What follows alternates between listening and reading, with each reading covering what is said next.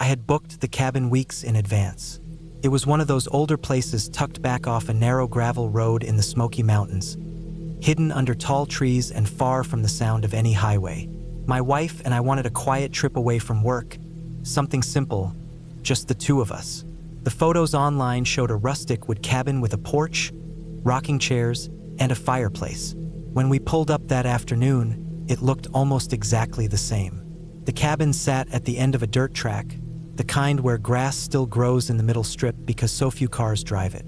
The trees leaned close from both sides, blocking most of the sunlight, and by the time we parked in front of the cabin, the air already felt cooler than it had in town. The wood siding looked weathered, darker than the photos, and the porch creaked when I stepped on it. The lockbox with the key was hanging by the doorframe, just like the rental company had said. Inside, the place was simple but comfortable. A stone fireplace against one wall, 2 old couches, a rug that had seen better days, and a small kitchen tucked to the side. The air smelled faintly of wood smoke, like the cabin always remembered the fires burned inside it. My wife wandered into the bedroom while I checked the little welcome binder sitting on the coffee table. It had the usual information, emergency numbers, checkout rules, a note about not leaving food outside because of bears. Next to the binder was a thick logbook with a leather cover. The words "Cabin Guest Journal" were burned into the front. Pen lay across it. I opened it out of curiosity and flipped through the pages. Guests had been signing it for years, leaving their names, dates, and short notes about their stay. Some were neat paragraphs about hikes and fishing trips, others just quick scribbles. I was about halfway through when I froze. The handwriting on the page looked familiar. Too familiar. I leaned closer. It had both of our names written in a steady hand, first mine, then hers. Underneath, in smaller letters, was a short note. "Don't stay the night." The date written above was yesterday's. I just sat there staring at it. The handwriting looked almost exactly like mine when I take my time writing clearly. Even my wife's name was written the way she usually signs it, with the same curl in the last letter. For a second, I thought maybe someone was playing a joke, like maybe the rental company copied our booking info into the log as a prank. But the thing that got me was the way the letters tilted slightly right, the same way mine always do. When I showed it to my wife, she frowned and said nothing. She compared it to her own signature on her ID. It was close, too close. We laughed a little at first, trying to brush it off as weird, maybe some bored guest before us having fun with the next renters. But the longer we looked at it, the less funny it felt. The date written down was the day before we arrived. Nobody had our names. Nobody knew we'd be here. I closed the book and left it on the table. We unpacked our bags, tried to make the place feel normal. She cooked pasta while I brought in wood from the porch for a fire. We ate at the small kitchen table, both of us avoiding talking about the journal. But every so often my eyes would drift toward it, sitting there on the coffee table like it was waiting for us to open it again. The evening dragged. Outside the windows, the forest got darker than I expected, like all the light was sucked out once the sun dipped. We played cards on the couch and let the fire burn low, but the quiet pressed in around us. It wasn't the same as being in a house in a neighborhood. This was a silence that seemed to listen back. Every crack of a branch outside made us both stop and glance toward the window. By 10, she said she wanted to sleep. I agreed, though I wasn't tired. We turned off the lights and crawled into the bed, but I lay there staring at the ceiling. The note kept repeating in my head, "Don't stay the night." Who wrote it? How did they know our names? Why warn us? Around midnight, I heard something. Not inside, but outside the cabin. Faint crunch like boots on gravel. I held my breath, listening. The sound moved past the front porch, slow and heavy, then faded into the woods. My wife shifted in her sleep, not waking. I stared toward the dark window, heart pounding. I stayed awake until the fire in the other room went out and the cabin settled into stillness. At some point, I must have dozed off, because I woke to the sound of the porch creaking. It was faint, just a quick groan of old wood under weight. I lay frozen, ears straining. Another creak followed, then silence. I got out of bed slowly and moved to the living room. The embers in the fireplace glowed faint red, enough to make out the shape of the furniture. I went to the window and pulled back the curtain just a crack. The porch was empty. The dirt road stretched away into darkness. Nothing moving. I let the curtain fall and stepped back. My eyes caught on the coffee table. The logbook was open. I hadn't left it that way. I walked closer, every part of me telling me not to. The pen lay across the page. Beneath our names and the warning, a new line had been added in the same neat handwriting. It said, "Leave now." No sound came from the porch. No footsteps, no car engine. Just silence. I shook my wife awake and showed her the page. She didn't argue. We grabbed our bags without folding clothes, stuffing them back in fast. She carried her shoes while I hauled everything to the car. The gravel crunched loud in the stillness, and every sound felt like it could wake something hiding in the trees. We drove out fast, headlights bouncing off the narrow road, branches brushing the sides of the car. I didn't look back until we reached the highway miles away. Only then did I breathe again. In the daylight, the whole thing might have felt like an odd story, maybe even funny. But driving away in the dark, with the logbook image burned in my mind, I couldn't laugh. Someone had been there. Someone who knew our names. Someone who had been close enough to write in that book while we slept. We didn't report it. I don't know why. Maybe I didn't want to explain the handwriting that looked like mine, or admit we left a cabin in the middle of the night because of a warning in a journal. But I do know this. I'll never stay in a cabin like that again. Not in the Smoky Mountains, not anywhere. Some things aren't worth brushing off.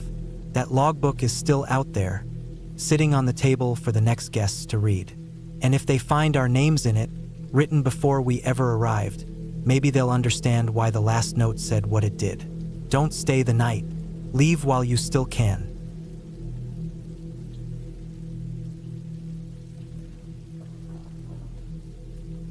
I woke up to the sound of the fire crackling. The old hunting cabin was quiet except for that steady pop and hiss. I had been dead asleep, the kind of sleep that comes after a long day trudging through snow with gear strapped to my back. My watch on the stump beside me read a little after 3 in the morning. The fire should have been dead out by then. My buddy and I had let it burn down before we turned in. I remember hearing the logs collapse in on themselves as I drifted off. At first I thought he must have gotten up in the night to stoke it. He was always the restless one, always fussing with gear or firewood when he couldn't sleep. But something about the glow didn't seem right. It was too steady, too strong, like someone had laid on fresh logs. I pushed myself up on my elbows, the sleeping bag heavy around me. My eyes adjusted, and that's when I saw him. There was a man sitting in the rocking chair by the fireplace. His body leaned forward, elbows on his knees, eyes locked on the flames. The chair rocked back and forth in a slow rhythm, the kind that didn't make noise but still cut through the silence of the room. I froze, every muscle locking tight. My brain fought to make sense of what I was seeing. My buddy was still rolled up in his bag across the room, his breathing heavy and steady. Whoever this was, it wasn't him. The man didn't move, didn't look my way. He just stared at the fire like he had been there the whole time. I strained my ears for any sound I might have missed. Boots crunching snow, the door hinges creaking, anything. But there was nothing. The only sound was the fire and my buddy's snoring. The cabin itself was small, just one open room with 2 bunks, a stove, a table, and that old rocking chair that had probably been there for decades. The door was thick, reinforced with iron hinges, the kind made to keep out the winter winds. We had bolted it shut before bed. The single window had frost clinging to the corners, glowing faint in the firelight. The walls smelled like pine sap and would smoke, and the floorboards were rough under the sleeping bags we had spread out. It was not the kind of place someone should be able to just walk into without me hearing it. I watched the stranger, my breath caught in my throat. His clothes were dark and heavy, the kind you wear when the cold is deep and unforgiving. A thick coat, torn in places, a hat pulled low, boots that looked worn and stiff. He wasn't wet from snow, at least not that I could see, and that unsettled me even more. If he had just come in, there should have been melting ice on the floor. But the boards around him were dry. I sat there for what felt like hours, though it couldn't have been more than a minute. I kept waiting for him to turn, to look at me, to acknowledge me somehow. But he didn't. He just kept rocking, steady and silent. My buddy let out a long sigh in his sleep and rolled over, and that sudden noise nearly made me jump out of my skin. Still, the man didn't react. My heart was pounding so hard I could feel it in my throat. I tried to convince myself it was a dream, or that my mind was playing tricks in the low light. But every detail was too sharp. The way the firelight flickered across his coat, the way the shadows bent around his shoulders, the slow, measured rhythm of the chair. Couldn't look away. Eventually, I forced myself to move, inching one hand out of the sleeping bag toward the rifle propped by the wall. My fingers brushed cold steel, and I wrapped my hand around it as quietly as I could. The weight grounded me, gave me something to hold on to while my mind spun. I didn't point it, didn't move further, just clutched it like a lifeline. Minutes passed.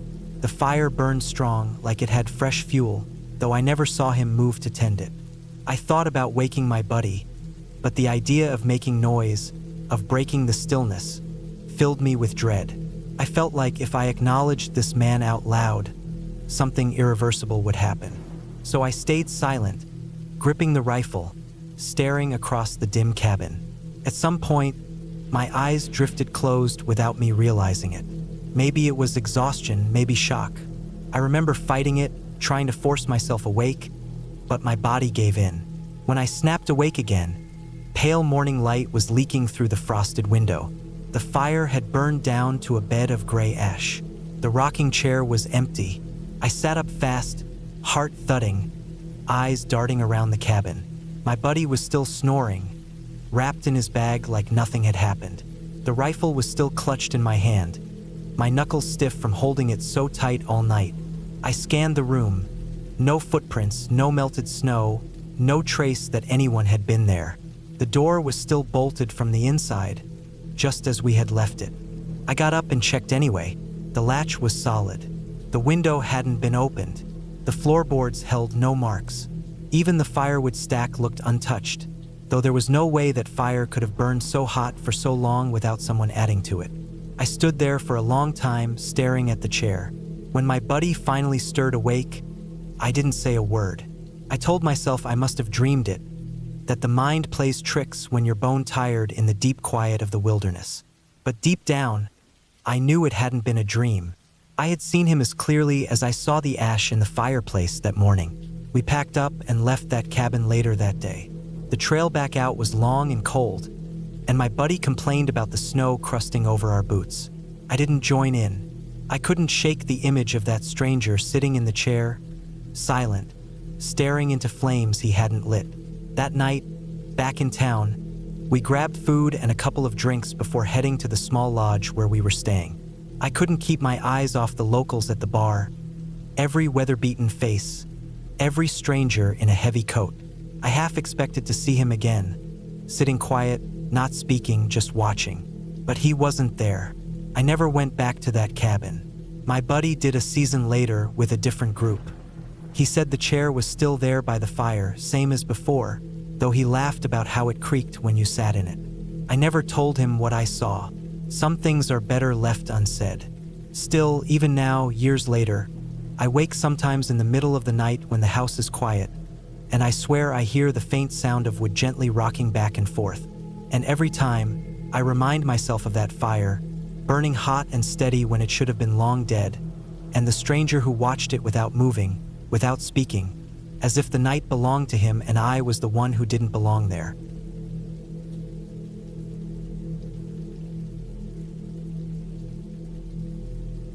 The cabin looked like something out of a brochure when we first pulled up. Weathered wood siding, a stone chimney, a porch with a couple of rocking chairs that faced a frozen lake. It was tucked deep in the woods of Maine, far enough off the main road that the last 2 miles had been a winding track of dirt and snowpack. The rental listing had promised peace, quiet, and a break from the rush of the city. I thought it sounded perfect for my wife and kids, a week away from screens and neighbors and the noise of traffic. Inside, the cabin was simple but warm. A wood stove sat against one wall, and the living room had a sagging sofa, a coffee table scratched from years of use, and a big braided rug covering most of the floor. 2 bedrooms and a loft upstairs gave us just enough space. The kitchen was old but stocked, and there was running water, which felt like a luxury compared to some of the primitive cabins I'd stayed in before. That first day was spent settling in. The kids ran circles around the place, claiming their rooms, while I hauled firewood from the stack outside. The air smelled like pine needles and smoke, sharp and clean. By nightfall, we had soup simmering on the stove and a fire cracking, filling the place with warmth. Felt like we'd chosen well. The strange detail appeared later, after the kids had gone to bed. I was picking up in the living room and noticed the rug didn't sit quite flat in the middle. When I lifted one corner to smooth it down, I saw a wooden handle flush with the floorboards. A trapdoor. It wasn't small either. Maybe 3 feet wide, with metal hinges bolted into the planks. I pulled the rug back further and saw a heavy padlock looped through a latch. The lock wasn't new, but it wasn't rusted either. It looked like it had been checked recently. At first, I thought maybe it was just a cellar. Old cabins sometimes had storage beneath them for canned goods or tools. But the lock sat on the outside, sealing it shut from above. Whoever owned the place clearly didn't want anyone going down there. I didn't mention it to the kids. I didn't want to stir up their imaginations and end up with nightmares all week. I just tugged the rug back into place and tried to forget it. That night the wind picked up, rattling against the windows and making the rafters creak. Around midnight, I woke up to a noise that didn't sound like the wind. It was a hollow, muffled thumping, like something striking wood from below. I held still, listening, thinking maybe it was just the old foundation shifting. Then came another sound, softer but worse. A faint hiss, broken and weak, like someone trying to push words through a crack in the floor. I froze. Every hair on my arms stood up. The sound lasted maybe a minute, then stopped. The cabin went quiet again except for the wind in the trees. I lay awake the rest of the night, staring at the ceiling beams, waiting for it to start again. It never did. In the morning, I told myself I'd imagined it. We'd been traveling all day before we got there. I was exhausted, and sometimes when you're half asleep, your brain turns creaks and drafts into voices. But curiosity gnawed at me. When everyone was outside later, sledding down a little hill near the cabin, I went back to the rug and pulled it aside again. I ran my hands along the edges of the trapdoor. Cold air leaked up from the seam. The padlock was solid. I pulled on it, testing. No give. That night it happened again. Louder this time. A bang, then another, spaced out, steady like fists hitting wood. And the same whispering sound, too soft to make out words, but rhythmic, like someone struggling to get my attention. I sat upright in bed, holding my breath. My wife shifted next to me but didn't wake. I listened for footsteps, a door opening, anything that would explain it. Nothing came, just that steady knock from beneath the floor. Then silence. By morning, I'd convinced myself I needed to know. It wasn't just my imagination. Something or someone was under that cabin. I checked the outside, circling the perimeter. The cabin sat on a stone foundation, the kind built decades ago. No windows, no crawlspace doors, just solid stone walls. Whatever was beneath the trapdoor wasn't meant to be accessed from outside.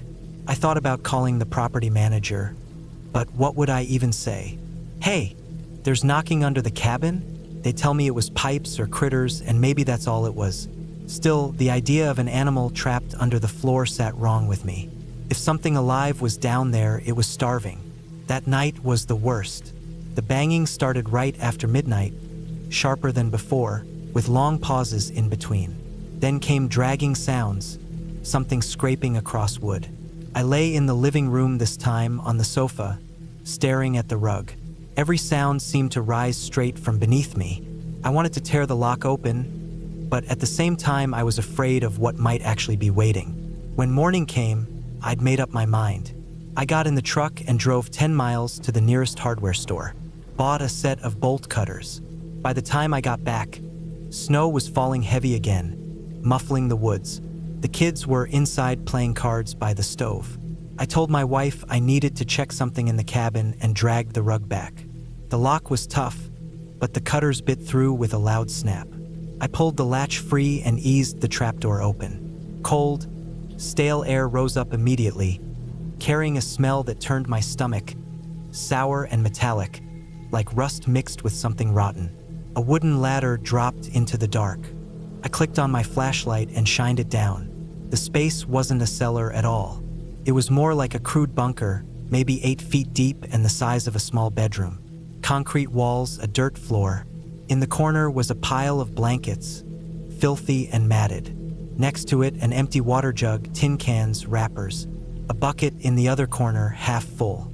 Someone had been living down there. Recently, I swept the light over the walls. Scratches ran across them, long, desperate gouges in the concrete. Near the ladder, I saw fresh marks where fists had pounded upward, leaving the wood darkened with stains. The blanket pile was still warm when I touched it. Whoever had been down there wasn't gone for long. The whispering I'd heard, the banging, it wasn't pipes or animals. It was a person. I slammed the trapdoor shut, dropped the lock back in place even though it was useless now, and shoved the rug over it. My heart was hammering so hard I thought my chest would burst. I didn't say a word to my wife or kids. I told them we needed to leave early because of the weather. Within an hour we were packed, hauling bags into the truck as snow kept falling. As we pulled away, I kept watching the cabin in the mirror, half expecting the door to swing open or someone to appear at the window. Nothing moved. I called the sheriff's office once we hit the highway, explained everything as calmly as I could. The dispatcher didn't sound surprised. She just told me someone would check it out. When I pressed, she admitted there had been reports before, squatters using old cabins, people disappearing in the woods. Some of the places were rented out without anyone really knowing who came and went. I don't know who I heard whispering under that floor. I don't know if they wanted help, or if I was the one who barely avoided becoming trapped down there myself. What I do know is this: the padlock wasn't meant to keep someone out. It was meant to keep someone in. And when I cut it open, I gave them a way out. We never heard what the deputies found at that cabin, and I don't think I want to.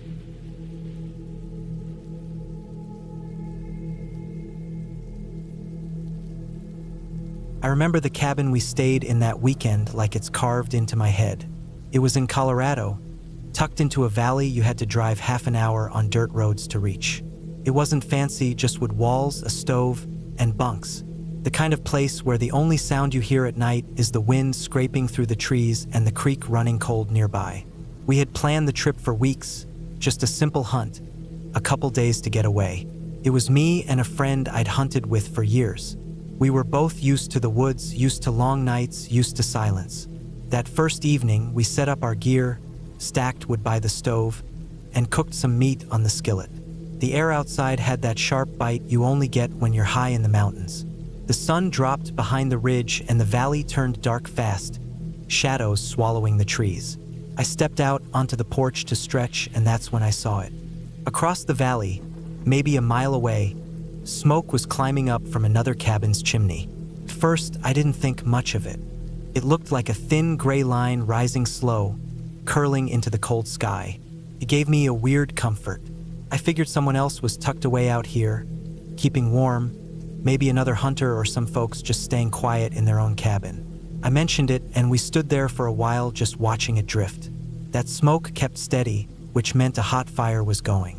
We never saw lights, no lantern glow, nothing moving, but the smoke was enough to tell us someone was in there. I remember how quiet it felt.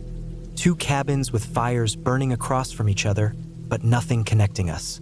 Just the valley of black trees in between. That night, the wind picked up. I could hear it dragging across the roof shingles and rattling branches outside. The stove popped and groaned as the wood settled into embers. I slept light, listening more than resting. Something about being in those woods keeps you on edge no matter how tired you are. By morning, when I stepped out to take a piss, the sky was pale blue and the cold bit into my skin. I looked across the valley again. No smoke, not even a wisp.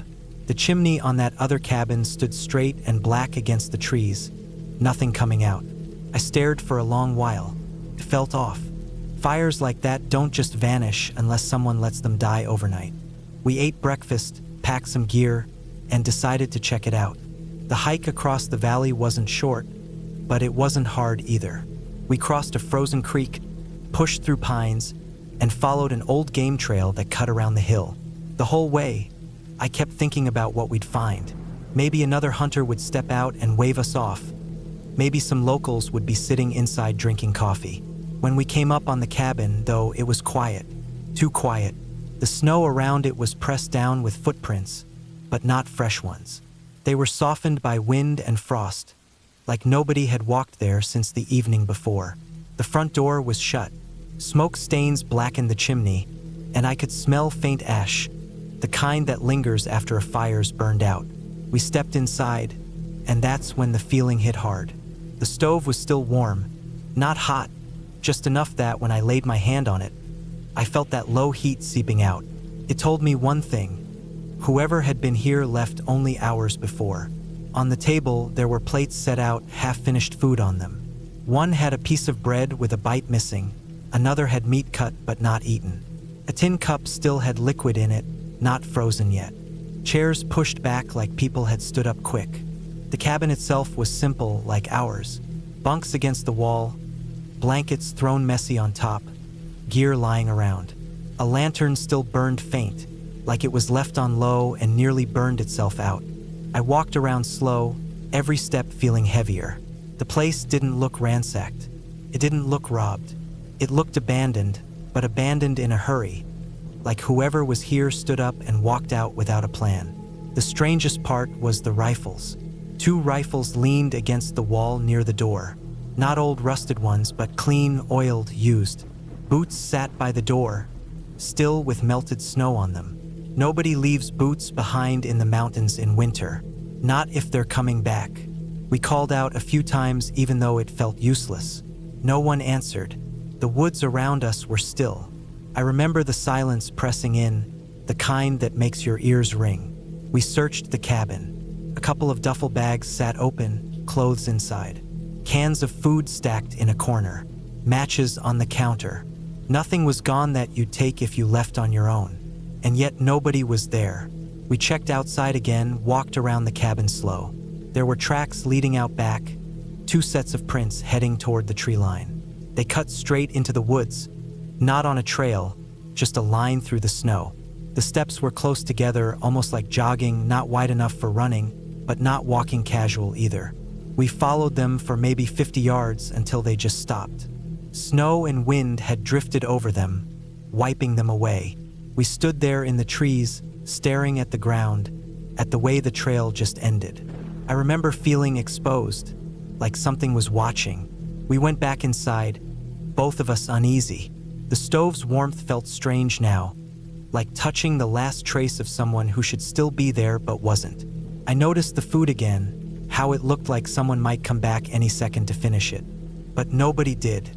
We didn't take anything, didn't touch more than we already had. When we left, I glanced back at the cabin, its door hanging open a little, like it was waiting. The hike back felt longer. Every sound in the woods carried too sharp. Every crack of a branch made my chest tighten. By the time we reached our own cabin, the sky was already dimming with evening. I built up the fire fast, trying to shake the cold, but the whole night my mind went back to that other cabin. I didn't sleep much. I lay there listening, half expecting to hear footsteps outside or see smoke rise again across the valley. But the chimney stayed dark. The next morning, we packed up early. Neither of us said much. As we drove the dirt road out, I looked back once, trying to see if any smoke curled up behind the trees. Nothing. What stays with me is how complete it was. The food left out, the boots by the door, the rifles still leaning there. Whoever those people were, they didn't plan to leave. They didn't pack. They didn't take what they needed. They just walked out into the woods and never came back. And the worst part is we never found out why. No answers, no bodies, no signs of where they went. Just a cabin left waiting, like it froze in the middle of a moment. That's what I think about whenever I'm back in the mountains. Not the animals, not the storms, but that cabin. And the way smoke can rise one evening and be gone the next.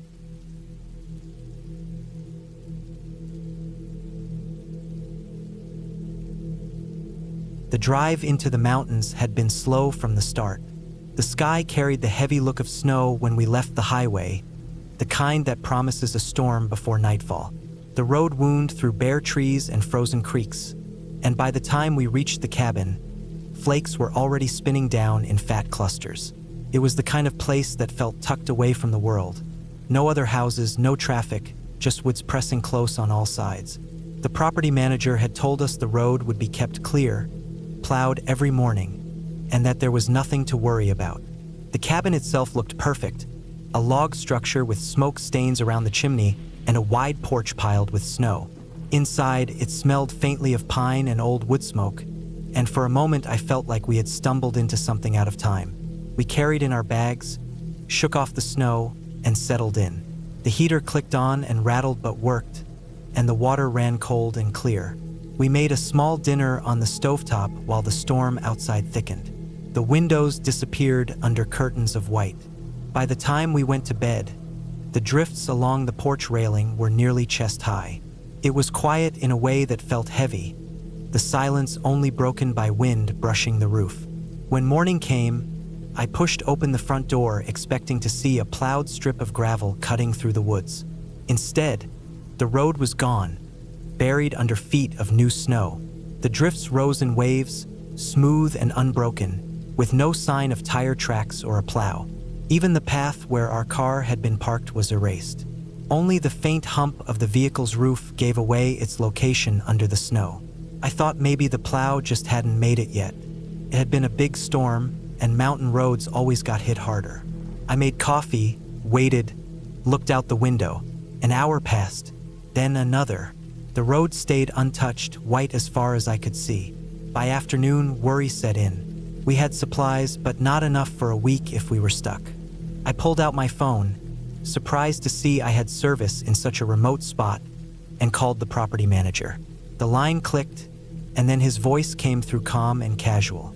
I explained the storm, the snow, how the road was completely blocked. He said he didn't know what I was talking about.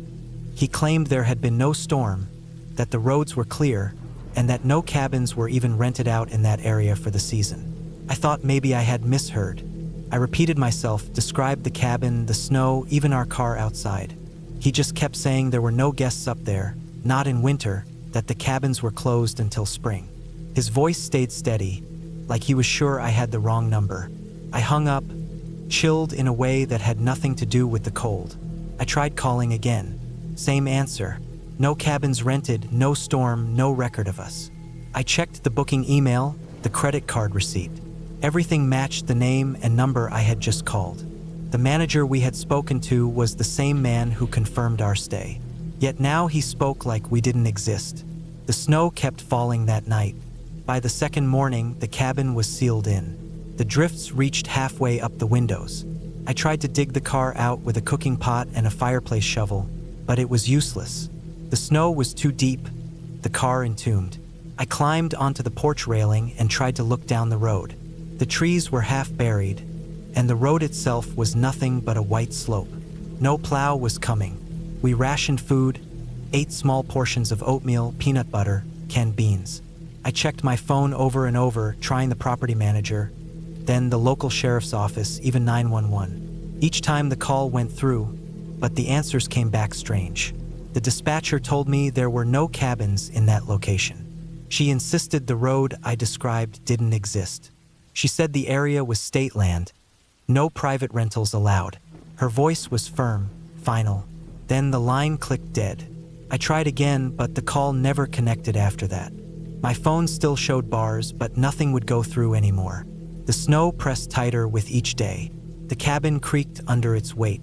The chimney clogged with ice, smoke backing into the room until my eyes watered. The fire barely kept the air above freezing. At night, the cold gnawed through layers of blankets. We woke to ice on the inside of the windows, frost crawling over the glass like white fingers. On the fourth morning, I forced the door open enough to step outside. The air burned with cold. The snow reached my chest, an unbroken sheet. I tried to follow where the road should have been, wading forward, but after 50 feet, the weight of it crushed my legs. My boots filled with ice. I turned back before I collapsed. From the porch, I could see nothing but white hills and the jagged tops of trees. No houses, no smoke from other cabins, no sound of engines or plows. Food dwindled. I counted what was left: 2 cans of beans, half a jar of peanut butter, a few crackers. Water came from melted snow. I watched the level drop in the propane tank that fed the stove and the heater. Each click of the burner grew weaker, each flame shorter. The silence turned unbearable. Days passed in a haze of hunger and cold. My phone died, and the charger stopped working when the power flickered out. The cabin sank into darkness. The snow outside reflected what little light the moon gave, a pale glow through frosted glass. By the 7th day, the food was gone. My body ached with emptiness, my hands numb, lips cracked. I burned chair legs in the fireplace, broke apart shelves for fuel. The air reeked of smoke and damp wood. I tried one last time to leave. Wrapped in every piece of clothing I had, I forced the door open and stepped into the storm. The wind screamed through the trees. Snow tore at my face, blinding, suffocating. I stumbled forward, chest deep, clawing through the powder. My breath came ragged, each step harder than the last. I followed nothing but the idea of a road, a line in the woods that might lead out. But the deeper I pushed, the more it swallowed me. The snow pressed up to my neck, my arms too heavy to lift. The trees blurred, the sky spun, and I realized the truth in that frozen silence. No one was coming. There had never been a plow, never a road cleared, never anyone keeping track of who stayed in that cabin. I turned back once, but the cabin was gone from sight, buried under drifts, swallowed whole. My tracks filled in behind me as fast as I made them. It was as if the storm itself was erasing me, just like the property manager's voice had tried to do. The cold sank deeper into my bones. My body stopped shivering. Each breath turned shallow, and the snow pressed against my face. The last thing I remember was the thought that maybe the cabin hadn't been meant to be found in winter at all, that whoever had built it left it to the snow long ago, and that we had walked into something that wasn't supposed to be used, not anymore. The world went quiet, the white pressing close, and everything faded into stillness.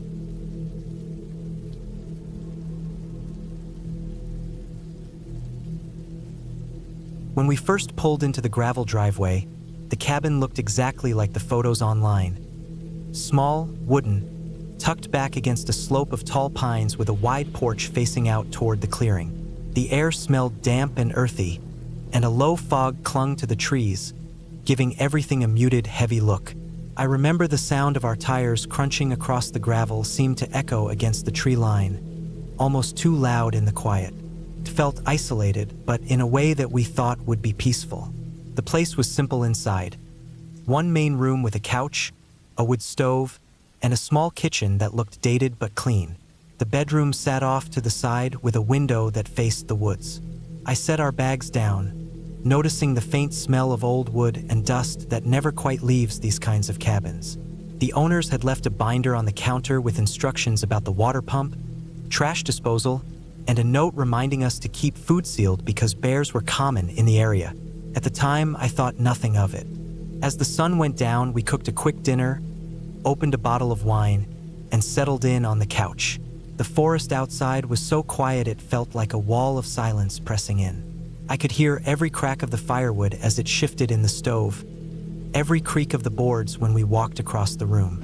By 9 o'clock, the only light was the lamp by the couch and the fire glowing low. That was when the knock came, 3 solid raps on the door. It startled me enough that I nearly dropped the glass in my hand. I hadn't expected anyone. When I opened the door, a man stood there in uniform. Green jacket, hat, badge on his chest. His face was worn, rough from years outdoors, and he held a flashlight angled down at his boots instead of in my eyes. He said he was a ranger and told us there had been a black bear prowling properties nearby. He urged us to stay inside and make sure the doors were locked, not to leave food outside or even near the porch. I thanked him quickly, and he nodded, then turned and disappeared into the dark tree line, the faint glow of his flashlight bobbing between the trunks until it was gone. I locked the door and turned the deadbolt.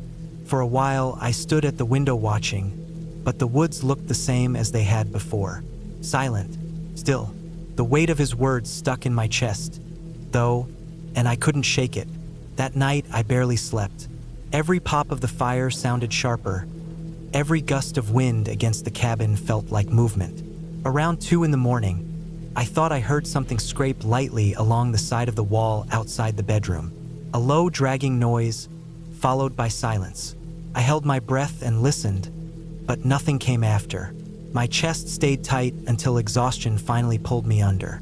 When the sun rose, I went outside with a mug of coffee, more out of habit than comfort. The ground was damp from dew, and the air was colder than I expected. I walked slowly around the cabin, glancing at the ground. There were scuff marks near the sidewall, faint tracks in the mud. Too large to be a dog, too heavy for a raccoon. They looked like bear tracks, wide and pressed deep into the soft ground. My throat went dry as I traced them. They curved along the side of the cabin, close to the window of the bedroom where I'd heard the noise. The tracks stopped near the porch, then faded back into the woods. I went back inside, unease burning in my stomach. Later that morning, I decided to drive into the nearest town to pick up a few extra supplies.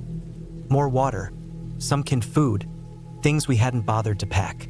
The small grocery store sat off the highway, and the cashier, an older woman with gray hair pulled tight, rang up my items.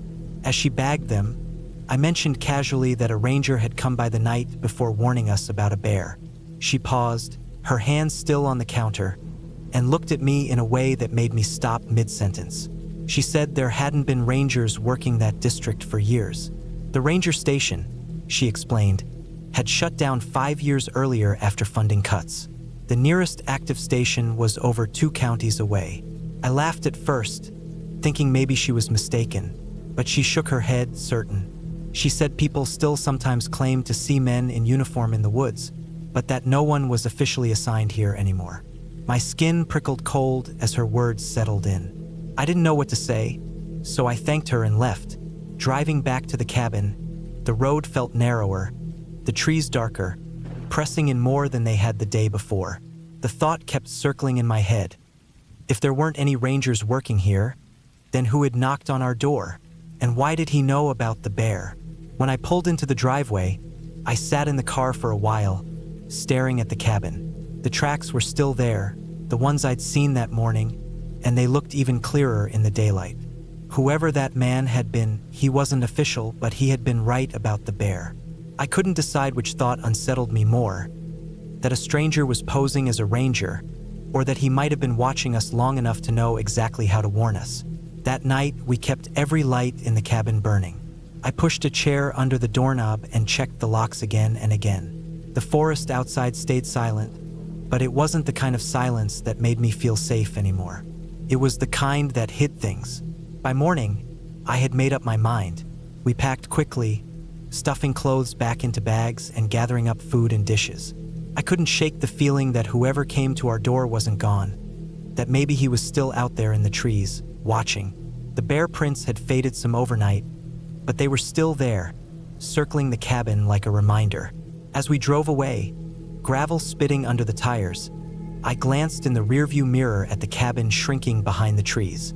I had the heavy sense that we had been warned for a reason, but not one I fully understood. The woods stayed thick, the air heavy, and I couldn't stop thinking about the man's face. Calm, serious, familiar in a way I couldn't place, like someone I should have recognized. The truth was plain. Rangers hadn't been there for years, but someone had been at our door. Whoever he was, he knew about the bear.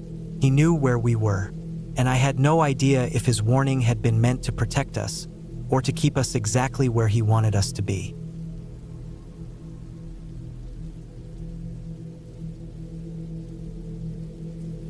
The first night in the cabin near Yellowstone had been quiet, the kind of silence that feels heavy, as though the snow itself swallowed every sound.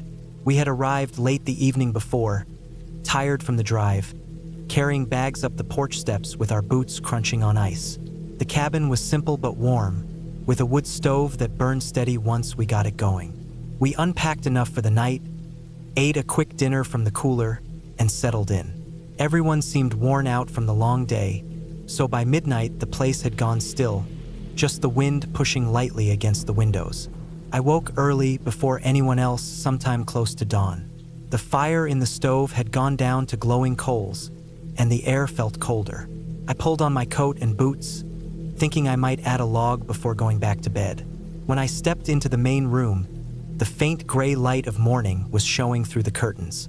I went to the window, mostly just out of habit, and that was when I saw it. The snow outside was untouched the night before, smooth and clean under the moonlight when we had come in. Now, stretching across the yard, was a dark line. At first I thought it was a shadow or maybe a branch dragged by the wind, but when I leaned closer, I saw the deep red color. It wasn't just a mark, it was a trail. Blood, thick and uneven, cutting across the white ground and leading straight into the trees. I froze there at the glass, staring. The line wasn't short. It started somewhere near the far side of the cabin and dragged on in a steady path into the woods. Something or someone had left it behind. I looked down at the porch and the steps, but there were no prints, no sign of movement around the door. It made no sense. We had locked everything before bed. Nobody had gone outside. For a moment, I thought maybe it was an animal. Out here, that seemed possible: elk, deer, even wolves. But the way the blood was laid out, it looked like something heavy had been dragged. The snow was smeared in places, pressed down in a line. It wasn't a scatter of drops like you'd expect if something had been wounded and running. It was a trail, steady and deliberate. I stood there until my breath fogged the glass, trying to understand it. Then I went to check the locks, running my hand over the deadbolt and the latch. Both were set, just as they had been all night. I walked from room to room, looking at each door and window, but everything was sealed. Everyone else was asleep, the slow rhythm of their breathing carrying through the thin walls. No one stirred. No one seemed touched by whatever had happened outside. I sat down on the edge of the couch and tried to calm myself, but the image of that trail kept filling my mind. I knew I had to look closer, even though I didn't want to. The light outside was growing stronger, turning the snow from gray to pale white. I pulled on my gloves and stepped out onto the porch. The cold cut sharp against my skin. The trail was clearer outside, and the red looked darker against the fresh snow. I walked toward it slowly, each step sinking. My boots left clean prints that felt almost intrusive compared to the untouched blanket around me. When I reached the trail, I crouched down.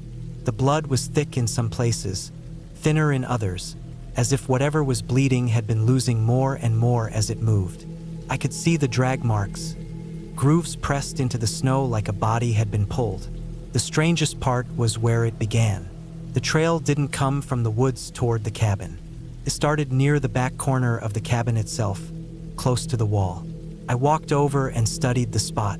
There were no prints, no signs of struggle, just a heavy stain, dark and wide, pressed into the snow at the base of the wall, like something had been lying there before being pulled away. I went around the cabin, checking carefully. There were no broken windows, no scratches on the doors, no footprints leading in or out. The roof was covered in snow, smooth and untouched. It was as though whatever happened had begun right there in the yard, without warning, without tracks to explain how it came to be. I followed the trail a little into the trees, my heart beat loud in my ears. The woods stood silent, the branches holding the weight of fresh snow. The line of blood wound between them, always steady, never breaking off. It seemed endless, drawing deeper into the forest where the shadows still lingered. After maybe 30 yards, I stopped. The quiet felt wrong, like the woods were holding their breath. I turned back, uneasy with how far I had gone. When I returned to the cabin, the others were waking. The smell of coffee was starting to spread through the kitchen, and I heard the creak of floorboards as they moved around. I kept checking their faces, looking for any sign that one of them had gone out during the night, that someone was hiding something. But there was nothing. Everyone was fine, untouched. No cuts, no injuries. They stretched and yawned like it was any other morning. I didn't say anything at first. I just stood at the window again, staring at that red line disappearing into the trees. I felt caught between two impossible truths: that something had happened right outside our cabin, or that I was imagining it. But the smell of iron in the air, faint but real, told me I wasn't imagining anything. Later, when the sun was higher, we went outside together. They all saw it then, the blood, the trail, the way it cut into the woods without reason. The mood changed instantly. Nobody laughed, nobody made excuses. We walked the length of it again, stopping at the same place I had stopped earlier. The snow swallowed the sound of our steps, and the forest stared back in silence. We never did follow it all the way. None of us wanted to know what waited at the end of that path. It was enough to know it was there, that something bled enough to paint a line through the snow and vanish into the trees. That night we stayed inside with the fire burning hot and bright, every door locked, every curtain drawn. No one wanted to sleep near the windows. No one wanted to be the first to drift off. The wind moved through the trees outside, and every sound felt sharper, closer. By morning, the trail had frozen darker, still clear against the white. We packed up earlier than planned, loaded the truck, and left the cabin behind. None of us said it out loud, but I knew we all felt the same. Something had happened there, something we weren't supposed to see. And though we never found out what it was, the image of that long, unbroken trail still follows me, as clear in my memory as it was in the snow that morning. It wasn't an animal hunt, and it wasn't someone from our group. It was something else, something we'll never understand. We locked our doors that night, and still something bled right outside, close enough to touch, close enough to hear if we had been awake. Whatever left that trail was out there in the dark, moving past us while we slept, and we never even knew.